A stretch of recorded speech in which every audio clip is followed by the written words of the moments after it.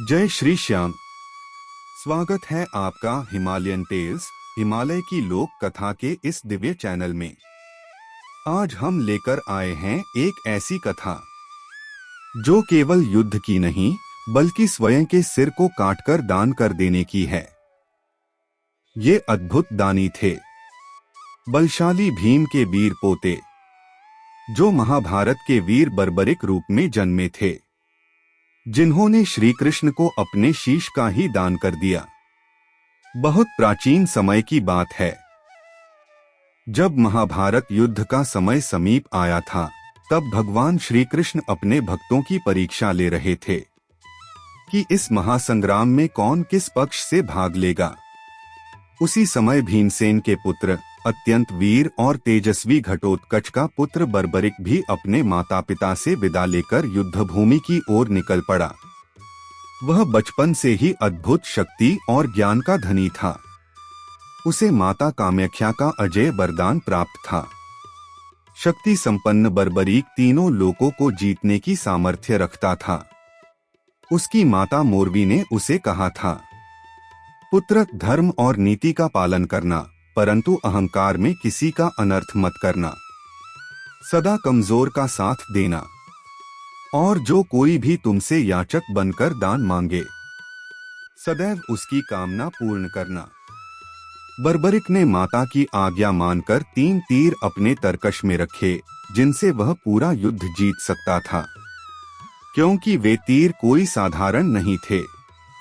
पहला तीर जिस वस्तु पर लगाया जाता उसे चिह्नित कर देता, दूसरा तीर जिसे चिह्नित किया गया उसे नष्ट कर देता, और तीसरा तीर सब कुछ अपने स्थान पर पुनः लौटा देता। यदि आपको यह कथा हिमालयन टेल्स की यह प्रस्तुति हृदय को स्पर्श कर रही है, तो इसे लाइक करें, शेयर करें और सब्सक्राइब अवश्य करें। आपका एक छोटा सा समर्थन हमारे लिए प्रेरणा बन जाता है, ताकि हम हिमालय की इन दिव्य कथाओं का प्रकाश हर घर तक पहुंचा सकें। अब आइए कथा के उस क्षण में चलते हैं जहां श्री कृष्ण और बर्बरिक के बीच होता है त्याग और धर्म का महान संवाद। जब बर्बरिक युद्धभूमि की ओर बढ़ रहा था, तब भगवान श्री कृष्ण साधु रूप में उसके सामने प्रकट हुए। उन्होंने पूछा, पुत्र, तुम कहाँ जा रहे हो? बर्बरिक बोला, महाराज, मैं महाभारत के युद्ध में भाग लेने जा रहा हूँ। मेरी माँ इच्छा है कि मैं कमजोर पक्ष का साथ दूं। श्री कृष्ण मुस्कराए और बोले, यदि तुम कमजोर पक्ष का साथ दोगे तो युद्ध का संतुलन कभी नहीं रहेगा। जो पक्ष तुमसे जुड़ता वही बलवान बन जाएगा, और दूसरे पक्ष में फिर तुम सहानुभूति से चले जाओगे। इस प्रकार युद्ध का कोई परिणाम ही नहीं होगा। बर्बरिक ने कहा, पर प्रभु, मैं तो धर्म के पक्ष में रहूंगा। भगवान ने कहा, यदि ऐसा है तो पहले मुझे बताओ, तुम किसके पक्ष में रहोगे यदि मैं तुमसे युद्ध करूं? बर्बरिक ने हंसते हुए कहा, प्रभु, जो दुर्बल होगा मैं उसी के पक्ष में रहूंगा। श्री कृष्ण ने उसी समय उसका वीरता परीक्षण लेना चाहा। उन्होंने उससे कहा, तो ठीक है, पहले मुझे दिखाओ तुम्हारे तीरों की शक्ति क्या है।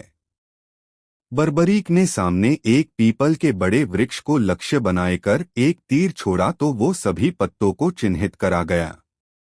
श्री कृष्ण ने परीक्षा से पहले ही एक पत्ता अपने पैर के नीचे छुपा लिया था। उन्होंने देखा कि वो पत्ता भी चिन्हित हो चुका था। बर्बरिक बोला, अब दूसरे तीर से मैं एक पल में सभी चिन्हित वस्तुओं को छेद सकता हूं।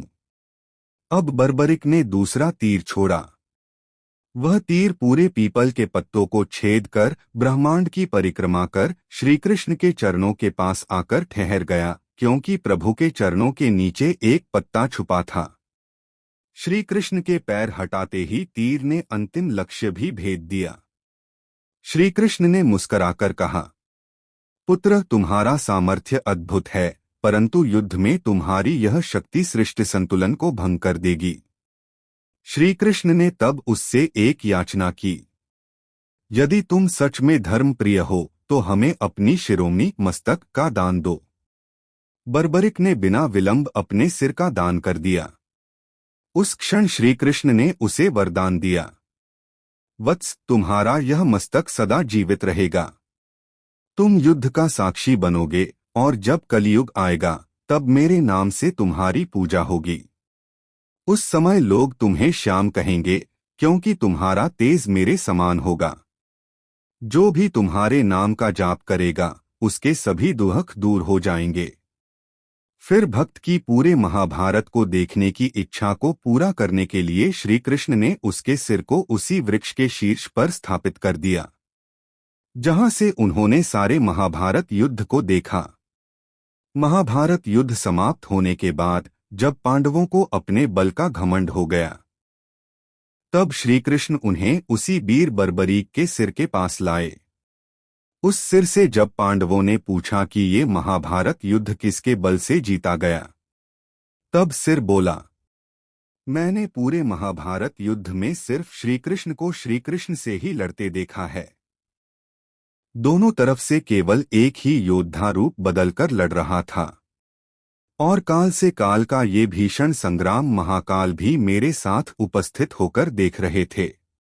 तब पांडवों का संपूर्ण अभिमान गलित हो गया और उनके द्वारा बर्बरिक का मस्तक नीलकंठ पर्वत के पास भूमि में स्थापित किया गया। कलयुग आने पर वही मस्तक राजस्थान के खाटू नामक स्थान पर धरती से प्रकट हुआ। एक बार खाटू नगर के पास के सरोवर में वह दिव्य सिर प्रकट हुआ और राजा रूपसिंह चौहान की रानी को स्वप्न में भगवान श्याम ने दर्शन दिए। उन्होंने कहा, मेरा सिर इस सरोवर में है, मुझे वहां से निकालकर मंदिर में प्रतिष्ठित करो। रानी ने वही किया। सरोवर से वह अद्भुत तेजोमय शिव निकला और वहां एक भव्य मंदिर का निर्माण हुआ। तब से वह स्थान खाटू धाम कहलाया और खाटू श्याम बाबा के नाम से प्रसिद्ध हुआ। खाटू श्याम कलयुग के ज्ञान के दीपक। श्री कृष्ण ने कहा था, कलयुग में जब धर्म कमजोर होगा तब मैं श्याम रूप में अपने भक्तों का उद्धार करूंगा। इसलिए खाटू श्याम जी ज्ञान, भक्ति और समर्पण के प्रतीक माने जाते हैं। जो व्यक्ति उन्हें सच्चे मन से पुकारता है, चाहे हारे के सहारे कहे या श्याम मेरे श्याम, श्याम बाबा उसका जीवन प्रकाश से भर देते हैं। ज्ञान का संदेश।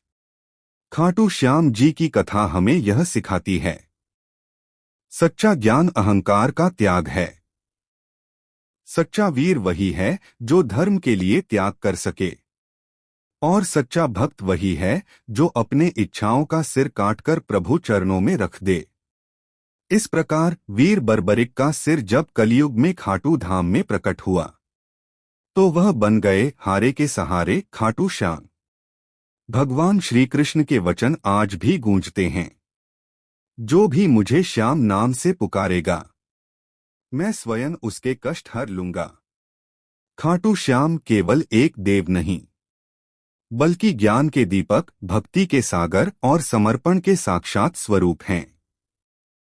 जय श्री श्याम, जय बर्बरिक अवतार, जय कलयुग के ज्ञानदीप।